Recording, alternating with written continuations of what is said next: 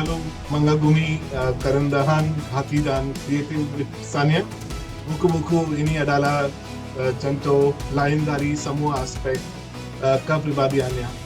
Kedua buku tersebut sangat komprehensif serta mampu menunjukkan milestone perjalanan BPJS Kesehatan.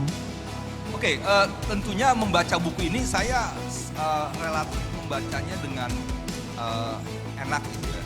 Karena ternyata di sini buku ini narasumbernya itu banyak. Di buku ini juga disampaikan upaya-upaya dari teman-teman BPJS bagaimana untuk mengoptimalkan peserta yang tidak aktif ya untuk menjadi aktif kembali. Perjalanan 10 tahun dari BPJS Kesehatan ini, kalau tadi saya katakan menggambarkan bagaimana banyak orang memberikan respek terhadap BPJS Kesehatan. Terus mungkin kalau dilihat dari tulisan-tulisannya juga bagus ya, ada semacam membuat di setiap bab itu ada human interest gitu ya, pakai features ya. Nah, yang secara umum buku ini juga sudah mewadahi berbagai perspektif